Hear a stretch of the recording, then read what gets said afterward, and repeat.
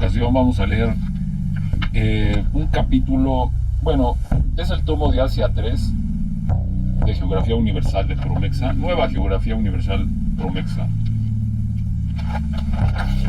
Y es Asia 3, así es el capítulo. Esto es de 1981 y 1984 fue, al parecer, la segunda edición.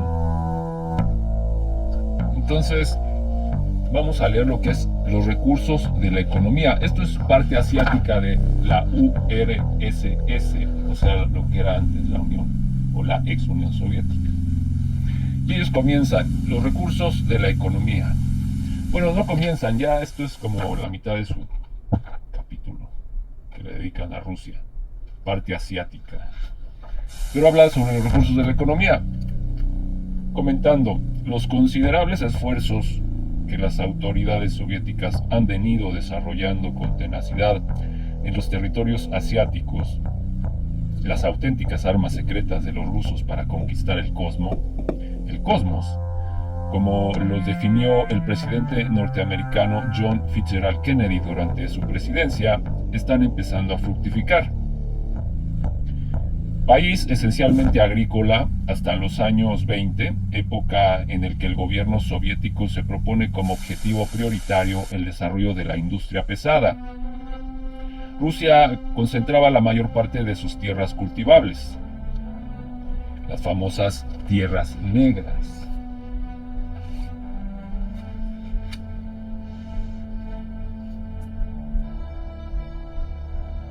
En el área europea.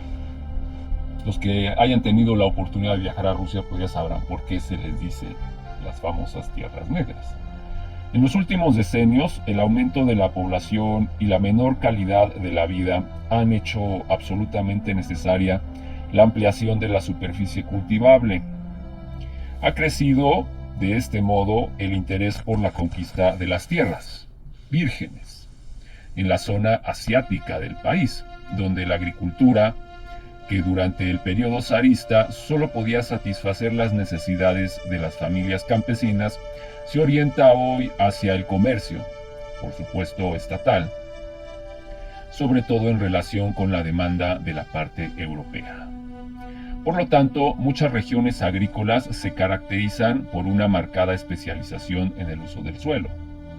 Entre los cultivos que se han beneficiado más de la transformación de las técnicas agrícolas están el algodón, la remolacha azucarera, los forrajes, el tabaco, el girasol, el té, la vid y los cítricos. Los cereales, por el contrario, al no estar contemplados en los planes económicos a corto y medio plazo de estos territorios, se han llevado a otras regiones con mejor dotación de maquinaria, entre paréntesis tractores, cosechadoras, etc., y en las que se hace un uso intensivo de los abonos químicos. La introducción del cultivo del algodón, que se suele practicar de forma rotatoria con el cultivo de hierbas de uso medicinal, especialmente en las tierras de regadío del Asia Central, Uzbekistán, Kazajstán, Turkmenistán y la Transcaucasia, Azerbaiyán y Armenia, representan, sin la menor duda, la conquista principal de las autoridades soviéticas, hasta el extremo de que la URSS, en la actualidad el país que ocupa el primer puesto del mundo, por delante incluso de Estados Unidos en la producción de fibra y de semillas. La extensión de los cultivos forrajeros en amplias zonas de Siberia Occidental y del Extremo Oriente en Asia Central se dedica a este tipo de cultivo una parte mínima de la superficie agraria. Ha tenido consecuencias muy positivas, ya que no solo sirven como alimento para los animales, sino porque se han utilizado para detener la erosión del suelo en las pendientes, que en algunos casos se manifiestan en forma de franjas devastadas. En algunas regiones, sobre todo del Kazajstán y de Siberia, la ganadería practicada en grandes estatales, los sovkhozes, participa en la producción agropecuaria en una elevada proporción, un 70% aproximadamente. La calidad del ganado bovino ha mejorado notablemente con relación a los años anteriores, salvo en la República de Georgia, especialmente en lo que se refiere a la carne. La leche se produce en Siberia Occidental y en las regiones suburbanas en general. La ganadería porcina presenta la misma tendencia positiva, salvo en Azerbaiyán y Asia Central, donde la carencia casi absoluta de forrajes y la costumbre de la población de consumir carne de cordero han provocado un notable descenso de la producción. La ganadería lanar tradicional en las regiones caucásica y áltica está adquiriendo importancia en Kazajstán septentrional, en el sur de Siberia y en las repúblicas centroasiáticas. Gracias a ella, la Unión Soviética es hoy uno de los mayores productores de las preciadas pieles de caracol y de lana, segunda en el mundo después de Australia y por delante de Nueva Zelanda. En cuanto a la cría de renos, se da únicamente en las regiones del norte, Chukchi, Koryak, donde se utilizan como animales de tiro y de monta. En la zona predesértica de Asia Central y exclusivamente allí se practica la cría de camellos, y en Uzbekistán, Georgia, Azerbaiyán, que disponen de una abundante mano de obra y cuyos trabajadores están organizados hoy en día en cooperativas. La de gusanos de seda producen las 3/4 partes del total nacional, siendo la Unión Soviética el cuarto productor mundial de seda, después de Japón, China y Corea del Sur. La soja o soya se encuentra entre los cultivos industriales característicos de la cuenca del Amur y en general del Extremo Oriente. Por lo demás, los árboles frutales, así como la vid, están presentes en las zonas más cálidas de la parte asiática de la URSS. La actual situación del campo, tal como lo reflejan los datos estadísticos de que se dispone para su análisis, deriva de la política iniciada en 1963, la llamada campaña intensiva, que imprimió un nuevo impulso al sector. La campaña fomentó el desarrollo de la producción agrícola en las zonas que eran aptas para ello debido a su suelo, clima y morfología, potenciado con grandes obras el regadío de las tierras áridas, así como el control de las aguas y por otra parte la utilización de fertilizantes químicos en los suelos podzólicos. Como ejemplo de los esfuerzos realizados en este campo puede citarse la ordenación del cauce del Amu Darya por medio de la construcción del gran canal Karakum, el cual, una vez concluidas las obras, unirá dicho río con el mar Caspio después de atravesar el desierto negro y desembocar en Krasnodar. La explotación de los bosques, los cuales ocupan el 40% de la superficie del Asia soviética, se lleva sobre todo a cabo en Siberia, donde es posible hacer flotar los troncos por los ríos hacia el norte para llevarlos a las principales estaciones del ferrocarril transiberiano. Los niveles productivos del Extremo Oriente son mucho más bajos debido a que las especies de árboles que allí crecen se adaptan mal al transporte fluvial. Sin embargo, en esta región una de las actividades primarias más importantes es la pesca, ya que hay numerosas factorías dedicadas a la transformación y congelación del pescado, destacado por las capturas tanto de peces como de crustáceos, los mares de Ojotsk y Bering. El primero cuenta con numerosas sustancias nutrientes suministradas por el río Amur y por consiguiente contiene una abundante fauna marina, al igual que el lago Baikal, al tiempo que la barrera de las Kuriles le protege de las corrientes frías que surcan la zona. El desarrollo de la pesca soviética fue al principio muy lenta en esta región, ya que los japoneses, como consecuencia de un acuerdo firmado a principios del siglo, se reservaron el derecho a explotar las aguas continentales hasta 1920. Debido al apoyo que recibió dicha actividad en el segundo plan quinquenal de 1933 a 1937, hubo numerosos pesqueros soviéticos que, equipados con material de transformación de pescado, empezaron a frenar en el Océano Índico y en el Pacífico, a faenar en el Océano Índico y en el Pacífico Sur. Actualmente son las cooperativas quienes se dedican a la pesca de cabotaje y fluvial, las cuales se practican en primavera y verano, ya que es en dichas estaciones cuando resulta más fácil el transporte de las capturas. Por lo demás, la pesca de altura está gestionada por una administración especial del Estado, Dalriva, entre las especies capturadas. Se destina al consumo humano una tercera parte del volumen obtenido, transformándose el resto en piensos y en fertilizantes. Las especies más importantes son el arenque, 30%, el pez volador, 29%, la merluza, 15%, los salmones o salmónidos, 10%, la sardina, el salmonete y el pez rojo, 14%. Los minerales son, después de los agrícolas y forestales, uno de los principales recursos del Asia soviética y están destinados a satisfacer la demanda de los territorios europeos de la URSS. Esto se manifiesta especialmente en el caso de los combustibles, cuyos yacimientos están comunicados por ferrocarril con Europa, cuencas de carbón, y por oleoductos, cuencas petrolíferas y metaníferas.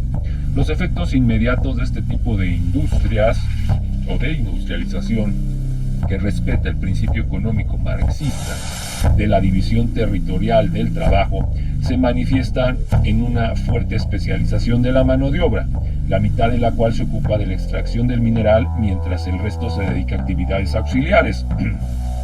Los elevados costos de manutención de los trabajadores en estas tierras inhóspitas han hecho recurrir a la mecanización. Por lo que respecta a la construcción de viviendas, está realizada a partir de elementos prefabricados en cemento armado, acero, aleaciones metálicas y plásticos, que unas veces se fabrican en las mismas localidades y otras son importados de Europa. Entre los diversos tipos de combustible son el carbón y el petróleo los que más han contribuido al nacimiento de la industria local de transformación. En el aprovechamiento de la energía calorífica del carbón se han basado los grandiosos combinados de Kuzbass, la cuenca siberiana occidental en torno a la ciudad de Kuznetsk, y las áreas industriales de Karagandá y de Ekibastuzgol. Conviene subrayar que mientras estos distritos carboníferos se han visto favorecidos por las condiciones medioambientales, en otros situados en las proximidades del círculo polar ártico entre el curso de Yenisei y Helena, no solo no se han podido crear nuevas industrias, sino que además su explotación ha sido escasa en conjunto a causa de las dificultades de acceso. Por lo que se refiere al petróleo, además de las instalaciones dedicadas a la exportación a la Europa socialista a través del oleoducto de la Amistad, se han creado refinerías en la zona asiática para hacer frente a la creciente demanda de derivados para usos industriales y calefacción. Para transportar la energía de origen hidráulico producida en las dos vertientes del Cáucaso y en los enormes ríos siberianos, se ha empezado a instalar una gran red considerada hasta hace poco como antieconómica, que unirá con la de la zona europea. En las costas del Pacífico, especialmente en la península de Kamchatka, se han instalado algunas potentes centrales de energía marina que aprovechan los distintos niveles de las mareas y que son similares a las existentes en Francia y en otros países, en la llanura armenia y en la costa del Caspio. Hay además centrales nucleares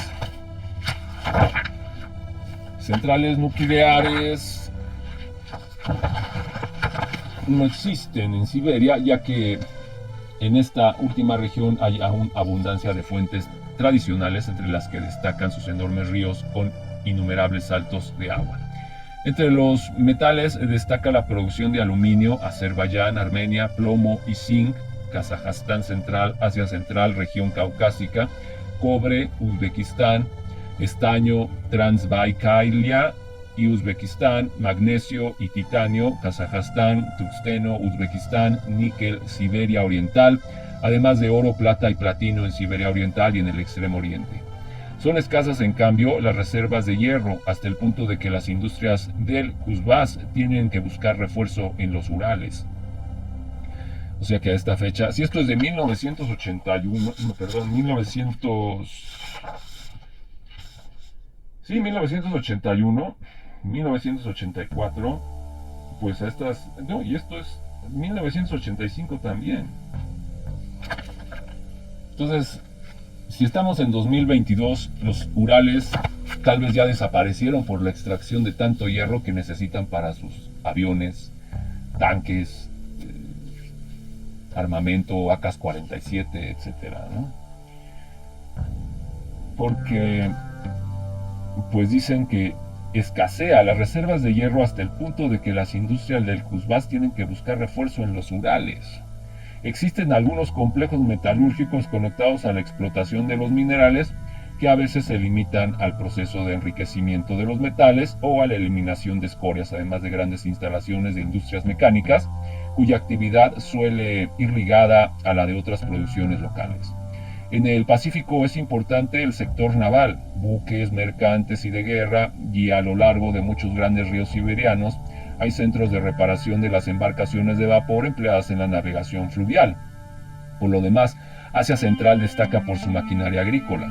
Las industrias de primera transformación de la madera, planchas, conglomerados, así como las papeleras, algunas de las cuales son de grandes dimensiones, están localizadas en puntos cercanos a los de la tala de árboles.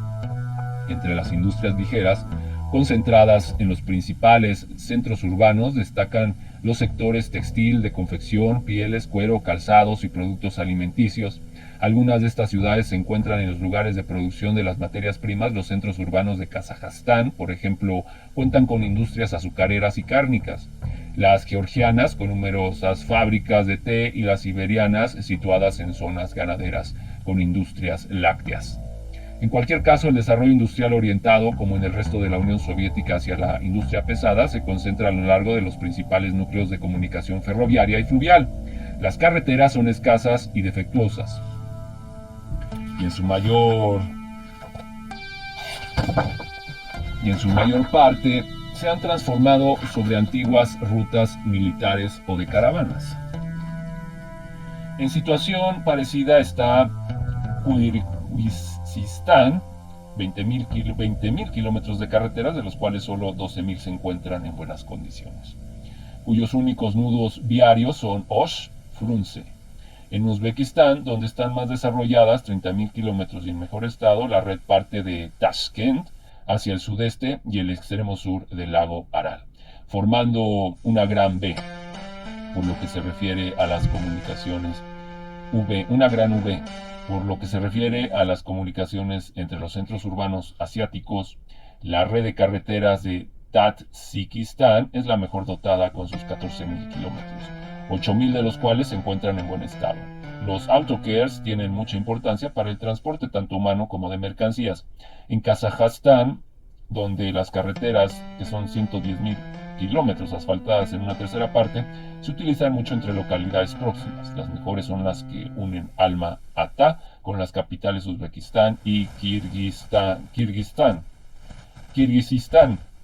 y con las regiones nororientales de la República y la península petrolífera de Manijlak.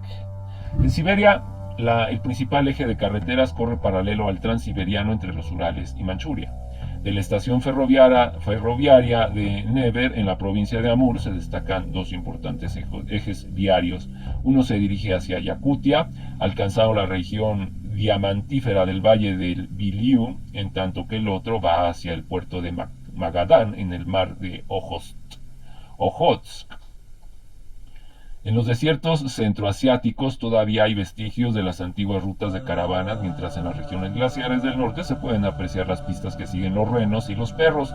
Estos últimos demuestran una tremenda resistencia hasta el punto de que, bien alimentados y en grupos de 8 y 10 o 10, pueden arrastrar un trineo durante todo un día, en lo que recorren aproximadamente unos 400 kilómetros. Para cubrir largas distancias se hace indispensable recurrir a los aviones de la compañía Aeroflot. Los mejores aeropuertos son los de Novosibirsk, Krasnoyarsk, Irkutsk, Chabarovsk y Tashkent, Alma-Ata, Bakú y Tbilisi. Las rutas internas de mayor movimiento son las de Moscú, Sverdlovsk, Novosibirsk, Irkutsk, que es Siberia Oriental, que enlaza con otros vuelos a Extremo Oriente, y las de Moscú, Tashkent y Moscú, Alma-Ata. También sobrevuelan el territorio aparatos de la línea internacional Moscú-Tokio, inaugurada en 1966. La navegación marítima resulta muy difícil en el norte a causa de los hielos, pero cuenta en la actualidad con bases de apoyo situados en grandes ríos siberianos, como las de Novi Port en la desembocadura del Ob, Igarka y Dudinka en el Yenisei, y Tixi en la de Lena, y Ambareik en la de Colima. Pues esto es una aproximación a lo que es la economía de la ex Unión Soviética. Son situaciones interesantes porque, pues, ¿de dónde sale todo el armamento, ¿no? Los aviones, los tanques, los barcos, los submarinos, los energéticos. Pero pues ya vieron que en un principio Rusia fue un país rural y gracias a esa situación rural pues pudieron hacer todo lo demás, aparte de que tienen grandes bosques y espero que los bosques siberianos pues no se hayan agotado ya, ¿no? Y si ya se agotaron, pues ya saben qué efectos puede tener en el clima que ustedes devasten un bosque, ¿verdad? Posteriormente vamos a leer otros capítulos, suena interesante. Siempre es bueno conocer de dónde salen tantas armas, de dónde salen tanto combustible para crear artefactos. Entonces esto es la geografía universal o la nueva geografía universal de Prometeo.